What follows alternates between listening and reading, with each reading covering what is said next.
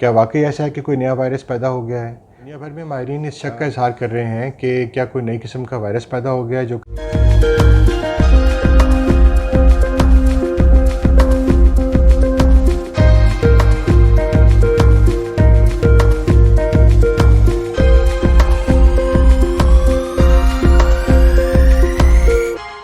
Welcome to today's talk. सेहत talks में आपको खुश आमदीद। दुनिया भर में माहिरीन इस शक का इजहार कर रहे हैं कि क्या कोई नई किस्म का वायरस पैदा हो गया है जो कि दोनों किस्म के वायरसेस ओमिक्रॉन और डेल्टा से मिलके बना हुआ है। क्या वाकई ऐसा है कि कोई नया वायरस पैदा हो गया है? पिछले हफ्ते के अख्ताम पर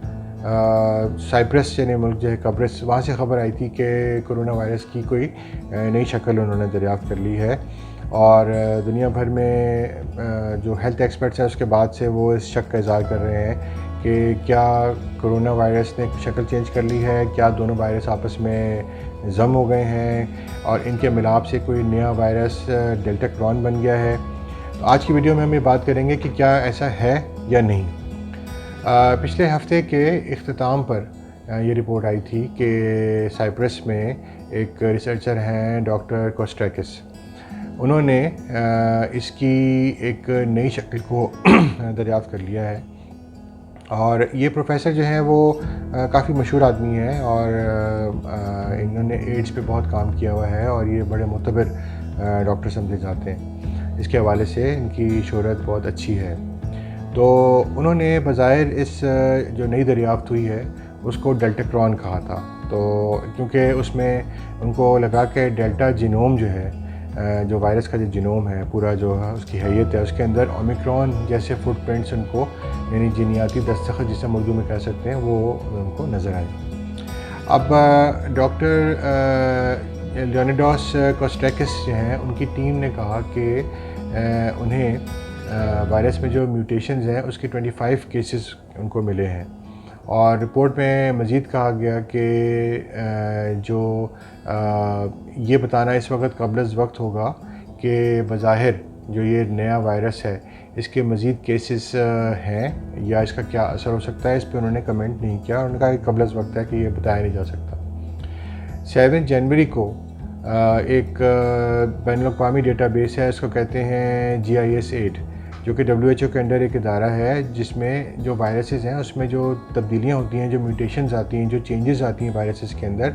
उनको वो ट्रैक करता है और उनको पब्लिश करता है कि भाई किस वायरस में क्या क्या चेंजेस आ रही हैं। तो उसमें ये लेकिन बहुत से एक्सपर्ट्स ऐसे भी हैं जो अभी इस तहकीक और मुशाहिदे पर अपने शक का इज़हार कर रहे हैं कि ये मुमकिन नहीं है। जैसे कि आलमी इदारे से WHO की डॉक्टर हैं कृतिका कैपेली, उन्होंने ट्वीट किया कि असल में ऐसा नहीं है और इसमें कोई पॉसिबल है कि जब टेस्टिंग की जा रही हो उस वायरस की तो उसके दौरान कोई चेंजेस आ सकती हैं, कोई आलूदगी हो सकती है, कोई तब्दीली आ सकती है, कोई अंसर शामिल हो सकता है जिसकी वजह से ये हो सकता है, बजाय इसके कि कोई नई दरियाफ़्त हम उसको लेबल कर दें। और उन्होंने कहा कि सख्त लहजे में कहा बल्कि कि ये अच्छा नहीं है कि हम अभी वायरसेस के नामों को जोड़ के एक नया नाम बनाने की कोशिश करें, ये इस वक्त अच्छी बात नहीं है करनी। खैर, तो ये तो WHO का आउटलुक था। जो दीगर साइंसदान थे उन्होंने इस बात पे इत्तफाक किया है कि ये नताइज जो लैब है उसकी गलती से भी हो सकते हैं। गलती मतलब ये कि वहाँ पे कोई कंटामिनेशन हो सकती है, आपस में मिल सकते हैं। तो इंपीरियल कॉलेज लंदन बहुत मोतबर इदारा है, उससे ताल्लुक़ रखने वाले एक वायरोलॉजिस्ट हैं माहिर डॉक्टर टॉम पीकॉक, ये मशहूर आदमी हैं। उन्होंने भी ट्वीट किया कि भाई काफ़ी बड़े मीडिया आउटलेट्स जो हैं उनकी तरफ से ये रिपोर्ट की गई है कि भाई कब्रिस में जो है डेल्टा क्रॉन आ गया है। तो उसके सिलसिले में बिल्कुल वाज़ेह तौर पे उन्होंने बोला है कि टेस्ट के दौरान होने वाली कोई आलूदगी है वो उनको नज़र आ रही है, बजाय इसके कि वो कहें कि भाई कोई नया वायरस है। अभी मैं वो बातें आपको बता रहा हूँ जो कॉमन, जो बड़े लोग कर रहे हैं। मॉन्ट्रियल में मैगिल यूनिवर्सिटी है, उसके हेल्थ सेंटर के रिसर्च इंस्टीट्यूट की एक जेनेटिक्स की माहिर हैं फ़ातिमा तुखम फिशान, उन्होंने ट्वीट करते हुए कहा कि भाई हाँ, ये उन्होंने इत्तफाक़ किया उनसे कि भाई ये कोई रिकॉम्बिनेंट यानी दोबारा मिल जुड़ के पैदा होने वाला कोई वायरस नहीं है, बल्कि लेबॉरेटरी में कोई ऐसी आलूदगी हुई है या कोई ऐसा आंसर उसमें जमा हो गया है, क्योंकि साइप्रस की तरफ से जो GIS-8 की जो अभी इन्होंने करंट रिपोर्ट जमा की है, डेटा रिपोर्ट, तो उसको देखते हुए वो जो वायरस की जो क्लस्टरिंग होती है या उसका म्यूटेशन होता है, ये प्रोफाइल है वायरस का, जब तक उसकी जेनेटिक चेंजेस किसी नई किस्म की यानी जो वायरल चेंजेस हैं, नई किस्म की किसी एंट्री की वो निशानदेही नहीं करती हैं वो डेटाबेस, उस वक्त तक उन्होंने कहा कि हम ये नहीं कह सकते कि ये कोई नया वायरस आ गया है। तो ये भी पॉसिबल है कि दोनों वायरस चूँकि इस वक्त एक साथ चल रहे हैं पूरी दुनिया में, इसमें डेल्टा भी मौजूद है और ख़त्म हो रहा है और ओमिक्रॉन भी है, मुमकिन है कि किसी मरीज़ को दो बीमारियाँ एक साथ हो गई हों, दोनों वायरस एक साथ उसका सामना हो गया और वायरस आपस में उनका जो जीनोम है उसके कुछ पीसेस जो हैं वो मिक्स होके शो हो रहे हों लैब के अंदर, जो कि म्यूटेशन नहीं है, जो कि कोई रिकॉम्बिनेशन नहीं है। तो इसी तरह के एक प्रोफाइल के साइंसदान हैं डॉक्टर भगोमा कबिसन टैटेंजी, जो कि BG टैटेंजी है, जो कि अटलांटा की एमरी यूनिवर्सिटी USA में जो मुतादी अमराज हैं उसकी माहिर हैं। उन्होंने इतवार को ट्वीट करते हुए कहा कि डेल्टाक्रॉन कहानी पर सिर्फ इस वजह से कि पिछले एक रोज़ में मुझसे बहुत दफ़ा इसके बारे में पूछा गया है, तो उन्होंने कहा कि भाई बराह करम एहतियात के साथ इसकी तशरीह करें, क्योंकि ये सीरियस मैटर है। इसमें हम अगर उल्टे सीधे नाम देने शुरू कर देंगे तो फैल जाएगी बात खामखा में। तो फ़िलहाल दस्तियाब मालूमात और डेल्टा और ओमिक्रॉन की जो मुख्तलिफ जो कंडीशंस हैं, जो मुख्तलिफ हालतें हैं, उनके जो रियली में उनका मिलाप हुआ है तो इसका कोई एविडेंस नहीं है। इसके बरखिलाफ़ इसमें जो नमूने हैं उसमें आलूदगी ज़रूर उनको नज़र आ रही है। तो उन्होंने ये भी ट्वीट किया कि डेल्टा और ओमिक्रॉन की जो मुख्तलिफ हालतें हैं उनसे ताल्लुक़ रखने वाले जो जेनेटिक मवाद का जो पॉसिबिलिटी है कि भाई वो आपस में मिल के या वो रिकॉम्बिनेट हो के बना सकते हैं कोई नया वायरस, वो इम्कान तो है, लेकिन क्योंकि दोनों ही गर्दिश करते रहते हैं और एक रिलेटेड तजवीज़ है जिस पे सोचा जा सकता है, लेकिन इस वक्त उन्होंने कहा कि इसका कोई ऐसा सबूत नहीं मिला हमें कि हम कहें कि भाई कोई नया वायरस ईजाद हो गया, नया वायरस मौजूद है। और तो ये तो उसी ट्वीट पर उन्होंने कहा था कि कोरोना वायरस की मुख्तलिफ अक़साम में दोबारा मिलाप हो सकता है, लेकिन इस वक्त डेल्टा और ओमिक्रॉन दोनों ही चूँकि मौजूद हैं, लिहाजा हम ये नहीं कह सकते कि कोई नया वायरस वजूद में आ गया। दोनों वायरसेस हैं, दोनों किस्में मौजूद हैं, दोहरा इन्फेक्शन हो सकता है, लिहाजा इस बीमारी की शिद्दत को जो बढ़ाने में ये मुआविन हो सकता है। तो अब हमें ये मालूम होता है कि चूँकि दोनों किस्म के वायरसेस मौजूद हैं, तो लिहाजा हमें अपनी तरफ से जिस साइंसदान ने ऐलान किया था कि उसने डेल्टाक्रॉन दरियाफ़्त कर लिया है, उसकी बात के बजाय हमें उन रिसर्चर्स की बात को मानना चाहिए जो कि ऑथेंटिक रिसर्चर्स हैं और वो कह रहे हैं कि भाई वायरस के अंदर जो चेंजेस हैं वो इस तरीके से नहीं हो सकती कि दोनों वायरस जो हैं वो आपस में मिले, उन्होंने एक तीसरा किस्म का नया वायरस बना लिया। ये पॉसिबल है कि किसी मरीज़ को एक इन्फेक्शन हुआ, उसके बाद उसको दूसरा इन्फेक्शन भी हो गया, उसके जीनोम के अंदर दोनों वायरसेस आ रहे हैं, लिहाजा वो केस की निशानदेही उन्होंने कर दी कि भाई ये जो है ये म्यूटेशन हो गई। इट्स नॉट अ म्यूटेशन में तो जो वायरस है उसकी अपने अंदर जो चेंजेस आती हैं वो एक इर्तिका का अमल होता है वायरस के अंदर, और उस इर्तिका का जो अमल है, जो म्यूटेशन का प्रोसेस है, वो उसकी इनिशियल चेंजेस, इनिशियल जो पिक्चर होती है वायरस की, वो उसके अंदर चेंजेस आती हैं, ना जाए कि वो एक नया वायरस उसमें आके मिल जाए और वो कोई नया किस्म का वायरस बन जाए। बहरहाल जो भी सिचुएशन हो, हमारा फ़र्ज़ है कि हम हुकूमत के मशवरों पर अमल करते हुए जल्द से जल्द हम इस बचाव के तरीक़ों पर अमल पैरा हों। जैसे कि NCOC ने अभी कल भी ऐलान किया है कि तेज़ी के साथ वायरस जो है वो फैल रहा है और हमें समाजी दूरी इख्तियार करनी पड़ेगी, हमें मास्क लगाने पड़ेंगे, हमें वैक्सीनेट होना पड़ेगा और हमें अपनी कारोबारी ज़िंदगी को रवा दवा रखने में अपना ताउन पेश करना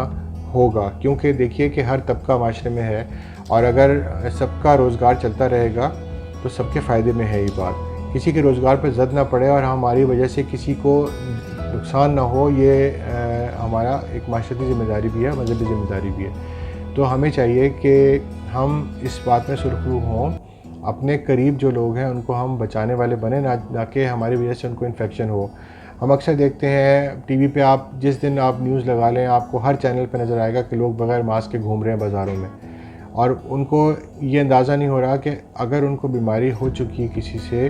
तो 5-7 दिन तक तो उनको खुद कोई सिम्टम्स नहीं आने, तो उन्हें मालूम ही नहीं होगा कि भाई मुझको बीमारी हो चुकी है। लिहाजा अब वो जब बाहर जाएंगे, इंटरेक्ट करेंगे लोगों से, लेन देन करेंगे, कारोबार करेंगे, बातचीत करेंगे, टीचर्स हैं, स्टूडेंट्स हैं, तो वो सब एक दूसरे को बीमारी फैला रहे हैं, लेकिन उनको मालूम नहीं है कि उनको बीमारी है। और यही सबसे ख़तरनाक बात है कि जब तक आपको पता चलता है कि ये बीमारी आपको लग चुकी है या सिम्टम्स आने शुरू होते हैं या आपका टेस्ट होता है, फॉर एग्ज़ाम्पल आप ट्रैवल करने जा रहे हैं, तो उस वक्त जब मालूम होता है तो आप बहुत सारे लोगों को अपने अराउंड वो बीमारी लगा चुके हैं। लिहाजा कोशिश ये करें कि गवर्नमेंट की जो गाइडलाइंस हैं उसको फॉलो करें, जल्द से जल्द वैक्सीन लगवाएं ताकि वायरस का इफ़ेक्ट आपकी बॉडी पे कम से कम हो सके। देखिए, जब वायरस एक दफ़ा आपके अंदर आया है और आपके अंदर एंटीबॉडीज़ मौजूद हैं वैक्सीन की वजह से, तो जो फर्स्ट वेव ऑफ अटैक आया है वायरस का, पहला जो हल्ला हुआ है, उसके अंदर मैक्सिमम एंटीबॉडीज़ ने, आपकी जिस्म में मौजूद एंटीबॉडीज़ ने वायरस को मार दिया। तो वायरस का जो इनिशियल ज़ोर था आपकी बॉडी में एंटर होने का, वो कम हो गया। थोड़ा बहुत रह गया होगा, वो एंटर होगा और वो जाके बॉडी पे अटैक करेगा, तो बॉडी का डिफेंस निज़ाम उसे टैकल करेगा और धीरे धीरे से ये चीज़ ख़त्म होने शुरू हो जाएगी, आपको एक जानलेवा बीमारी से बचाव मिल सकेगा। तो वैक्सीनेशन और इसका बूस्टर लगना ज़रूरी है, क्योंकि धीरे धीरे 6 माह 7 माह के अंदर वैक्सीन का असर कम होना शुरू हो जाता है। तो उस असर को बढ़ाने के लिए आपको कहा जाता है कि आप दोबारा वैक्सीन लगा लें। तो कोशिश करें कि साइंस को समझें, वैक्सीन लगाएं जल्द से जल्द। हमने 28 किस्म की वैक्सीन और लगाई हुई हैं अब तक, पैदाइश से लेकर अब तक, और किसी एक के बारे में भी हमने आज तक नहीं पूछा कि उस वैक्सीन में क्या था। इस वैक्सीन के बारे में, जो कि दुनिया भर इससे मुतासिर हुई है, हमें चाहिए कि अपनी माशरती ज़िम्मेदारी को पूरा करें, माशरे के उन तबकों को भी बचाएं जिनको वैक्सीन नहीं लग सकती। फॉर एग्ज़ाम्पल इम्यूनो कॉम्प्रोमाइज़ लोग हैं, ट्रांसप्लांट पेशेंट्स हैं, डायलिसिस पेशेंट्स हैं, डायबिटीज़ पेशेंट्स हैं, कैंसर पेशेंट्स हैं, प्रेग्नेंट लेडीज़ हैं, यंग बच्चे हैं, उनको तो वैक्सीन नहीं लग सकती। और अगर नहीं लग सकती तो उनके अराउंड जो लोग हैं, अगर उन तक वायरस पहुंचता है और वहां आके वो वायरस डाई आउट हो जाता है, आगे नहीं बढ़ पाता, तो आपने उस बंदे को सेव कर लिया जो आपके अराउंड है, जिसको वैक्सीन नहीं लग सकती। तो ऐसे लोग तो आप ही की तरफ देखेंगे ना, जो आप उनके अराउंड जो लोग हो कि जी आप लोगों ने मुझे बचाना है। तो हम कोशिश ये करके अपने अराउंड अपनी ज़िम्मेदारी पूरी करें, हम एक ऐसा माशरा बने जिसमें लोग एक दूसरे को सपोर्ट दे के मुश्किल वक्त से बाहर निकलना जानते हों। तो कोशिश ये करें कि जल्द से जल्द वैक्सीन लगवाएं, मास्क पहने हर वक्त, बाहर निकलने से परहेज़ करें अगर ज़रूरत ना हो तो, और अगर ज़रूरत हो तो ऐसे वक्त में जाएं जब बाज़ारों में रश ना हो। मैंने पहले भी बताया था कि गूगल पे जब आप किसी भी जगह पर सर्च करते हैं तो वहाँ पे उसके डायरेक्शन के साथ एक बार बना हुआ आता है जिसमें कई ग्राफ्स बने हुए होते हैं, और उसमें शो हो रहा होता है कि मैक्सिमम रश का टाइम उस जगह पर क्या है। आप उस रश के टाइम को अवॉइड कर सकते हैं और आप प्लान कर सकते हैं कि किस वक्त किस जगह पे आपको जाना चाहिए जबकि रश ना हो। इस तरह से सब लोगों को फ़ायदा होने की उम्मीद है। ये तदबीर कहलाती है। तकदीर अल्लाह ताला के हाथ में है, तो तदबीर करना हमारे हाथ में है, और तदबीर से ही तकदीर और दुआ के साथ बदली जा सकती है। तो कोशिश करें कि अपना ख्याल रखें, अपने चाहने वालों का ख्याल रखें, अपने दोस्त अहबाब का ख्याल रखें, और इस चैनल को लाइक करें, सब्सक्राइब करें, शेयर करें। अगर आपको मेरी बात पसंद आई हो तो अपना कमेंट दीजिए, अपनी कीमती आरा से मुझे मुस्तफ़ीद करें ताकि मेरा हौसला बढ़े और मैं इम्प्रूव कर सकूँ आपकी गुजारिशात की रोशनी में अपने कंटेंट को, तो आप तक मुफीद बातें पहुँचें और बर वक्त पहुँचें। तो हर मंगल, इतवार, मंगल और जुमेरात 3 दिन हम अपनी वीडियोस को आपके साथ शेयर किया करेंगे मुख्तलिफ़ मौज़ूआत पर। तो हमारे साथ बंधे रहें और जुड़े रहें, और कोशिश करें कि लोगों तक मुफीद बातें पहुंचाएं और अपने हिस्से का अच्छा काम करके जाइए। Thank you very much for your time. अपना बहुत सारा ख्याल रखें। Take care.